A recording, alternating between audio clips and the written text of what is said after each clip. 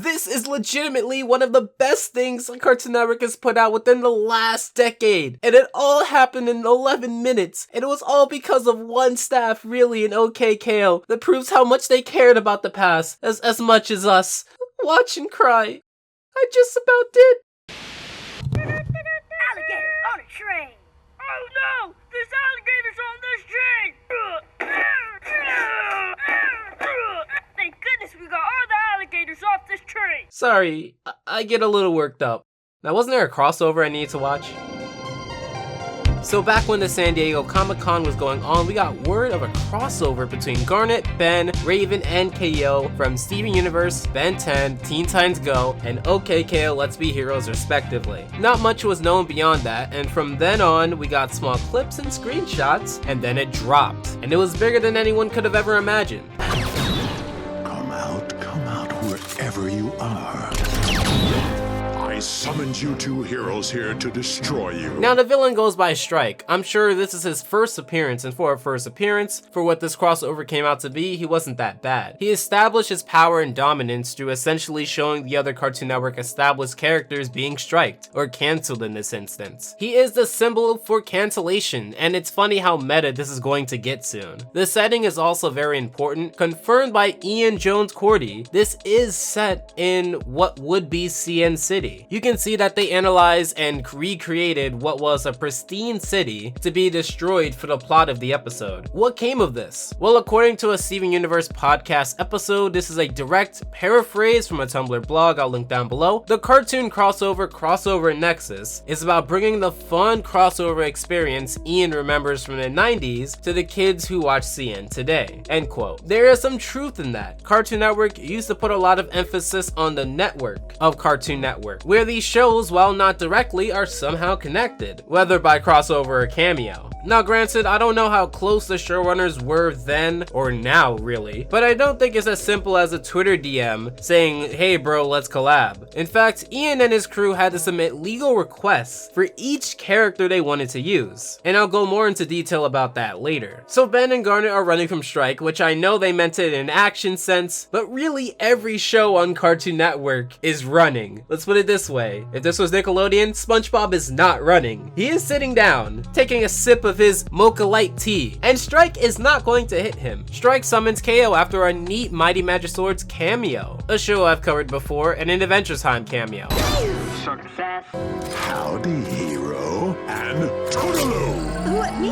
I'm still just a hero in training. I don't know, bro. While K.O. may be in training, this show isn't. They've fully taken off their training wheels once they decided to introduce arcs. K.O., justifiably confused, gets saved by Garnet, and Ben finds cover for them, while Strike programs a way for his weapon to follow them. Garnet introduces herself as a crystal gem, and we see Steven, Garnet, and Amethyst, the only time they are seen within this special. Ben introduces himself as a kid who travels with his family in an RV and can turn into 10 different aliens, and K.O. is just K.O. I gotta say, K.O. is a lot more serious and is a lot more reactive within this special. Now, considering the unfamiliar territory and new people to trust, I understand, but it kind of stays within this lane throughout the 11 minutes. Now, originally, the crew wanted it to be 22 minutes, and I understand why. It would have essentially offered a lot more room to reference more and to have more development between characters from different shows. They also would have been able to capitalize off of the 3-fight structure better. Ben has his Omnitrix canceled, which in meta is pretty funny considering all the money they made off of Ben 10 merch. And Garnet sacrifices her vision prescription glasses to save the two, which according to the Steven Universe podcast again, I believe this is the moment Ian was talking about when he said he was going to reveal something canon about Garnet. Now here's the thing, I think this episode lies in this canon limbo where some things are canon now and other things you shouldn't think about after this episode. Also, I'd imagine if Strike had 22 minutes within the special, Garnet would be split up rather than her glasses. Considering one of Ian's tweets were to have Ruby and K.O. interacting, that would have been pretty cool to see. However, I'm not sure if it would have been a battle that many people were thinking about when they think about Ruby and K.O.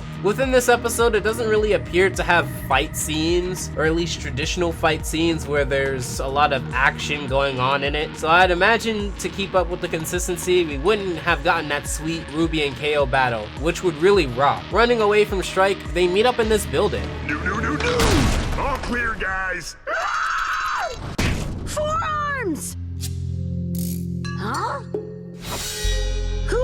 these guys. Okay, points off for reminding me of that awful catchphrase, but like infinite points added for all these characters. Now earlier I was talking about the villain's power and fear being accentuated due to the fact that he has striked or canceled all of these other characters, referencing all of these other shows. Unfortunately, we don't get to see the Secret Saturdays or Class of 3000 reference because the scenes that had them were nix. It's a shame they couldn't have added them like here or here. I feel like that would have fixed many problems, but I don't know too much about the animation process. Maybe they already had these shots done. We also see a lot of promotional posters, and considering that without words you can understand what show it is based off of the color and shape, that says a lot about the show's presence. They also have We Bare Bears and Craig of the Creek added here, and I know those shows are going off, but geez, if you could have left 2 shows out of the shot, maybe not the underrated ones. Also, I know people are talking about Mixels and Robot Boy and Johnny Test. Well, they didn't get the legal right to show those shows that aren't a CN original except Teen Titans Go. Mixels is from Lego, Robot Boy is not a CN owned original, they just have broadcasting rights, and just like Teen Titans Go, Johnny Test is from Warner Bros. It's just that Warner Bros and Cartoon Network are both under Time Warner, which makes things easier, I bet. This is why you didn't see Total Drama, considering how big that show was, during the gap of no other big CN original show, when Total Drama Island was out. But I do want to say, considering that this should be about halfway through the video, I don't know, this is directed towards a certain selection of people that needs to be said. I saw under Ian's tweet, and I was looking through the reaction within the community. Guys, just be happy. We get a crossover and a truly established one that involves multiple different shows, not just the Teen Titans Go and Powerpuff Girls or Steven Universe and Uncle Grandpa. No, this is the real deal. Something I've seen mentioned tons of times that people wanted. They brought back characters who haven't been seen in an episode made for TV in over a decade, with tons of references, acknowledging the CN City bumpers that imply that we may be getting something more in the future if this gets enough support, with even some of the older characters having lines. And the only thing you can comment is, oh, they didn't put in Robot Boy, or oh, I guess Cartoon Network cares a little. Look to your left, look to your right. Please note that not everyone in the community knows or cares about every little reference they didn't put into this. It's such a pessimistic viewpoint that unfairly and unjustifiably raises your individual standards to such a high that if they were to put in every little unknown reference, it would actually make the episode overall less enjoyable, because you'd have to understand so much stuff that honestly in the grand scheme of what the episode is about doesn't matter. Crossover Nexus is about having fun with different characters within CN City. It's not about flexing your specific trivia overdose brain about every nook and cranny that you can find using the Wayback Machine in your father's dusty video collection, where every other VR tape is a Russian roulette of being barely legal because of copyright or barely legal because of the content within. So get that bamboo pole out of your butt and stop being such a snob to what could honestly be a rare occasion. I had to get this out of the way because it goes into one of my biggest points I wanted to raise about the crossover. It is fun. It's fun, and it wants to be fun, and it wants to show that it cares in the best way that it can, considering the amount of effort they went into getting the model sheets and the legal rights that even Ian states, using an example of archive.org to get some of this stuff, the Weasel's mouth chart. Ian and the crew care, and it's not like Cartoon Network doesn't want to do it, because if they didn't, you wouldn't even heard of it. You wouldn't even seen the crossover Nexus. It's just, are you going to support it?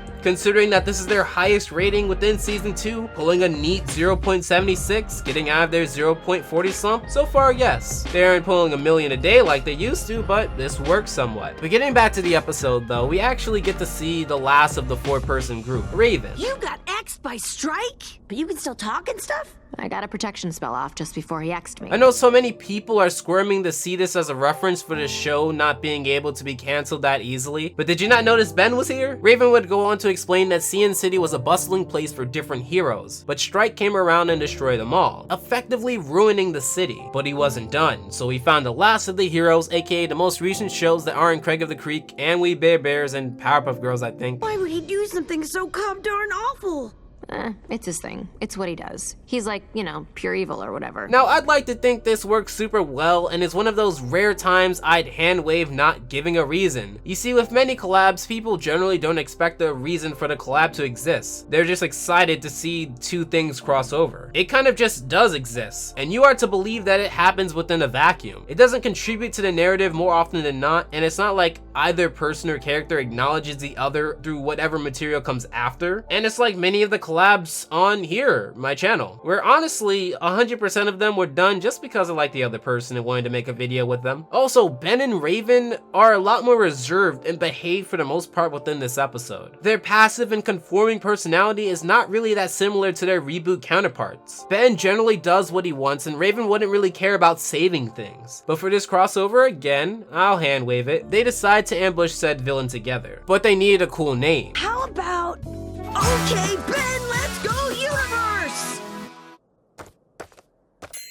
They laugh and appear to have a neat time until the impassable abyss of red fish block their way. Good thing only one of them can fly, well, two, but It's not my fault they don't have my arm and tricks, okay? Tara Strong arguing with herself. Nice. But I do have another pick at the episode. Besides the lukewarm fighting scenes, the whole off-model art style frequently used in OK K.O was used a little too liberally here. Although I would end up enjoying the episode regardless, the amount of times things would just ease in or not be drawn accurately or not be detailed enough was noticeable. And considering that we may have not gotten this for a while, considering if they did put in all of the effort and detail of being a little bit more on model, I think this concept was bigger than that sort of art direction they tend to go. Maybe that's why we got it so quickly, and it was well worth the wait, but it would have been well worth the wait if we got more detail, considering how rare this may be. Now, before you say anything about the rant I gave earlier, do note that I said I was happy with the result regardless. So now we have the big fight, which was more of just 3 punches, but that last punch. Power fist! Yeah, bring, Good morning!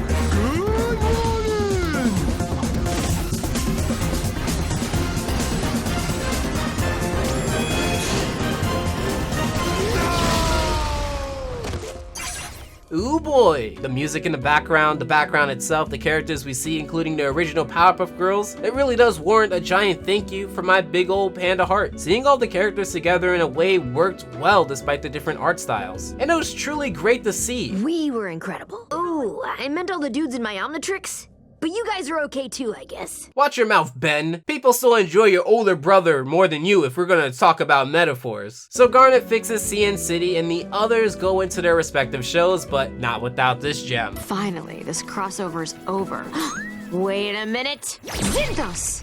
Phew, close call. We get a really touching moment between K.O and Garnet, which I knew was going to happen at some point, and now Garnet is a POW card. We really need POW cards because I'm like 6 seconds away from making my own, myself. Her power level is also not numeric, which is actually not the first time this happened. Now, this episode dodged a huge, like bigger than any backlash you have seen this year in the community, ginormous bullet by not making this a dream sequence. I nearly went into a coma, but no, this is real, probably canon, and this was OK Ben Let's Go Universe, or Crossover Nexus, which isn't as cool to say. This was fantastic, and with a Halloween episode back to back, I really hope this means that K.O will garner that extra needed support. This show is neat, wacky, and the showrunner truly does care. Anyway, let me know if all the references you saw. I'm hearting every comment to anyone who references anything they see that they remember. And let me know what you think of this episode in the comments down below. As always, special thanks to the patrons of October, and until next time,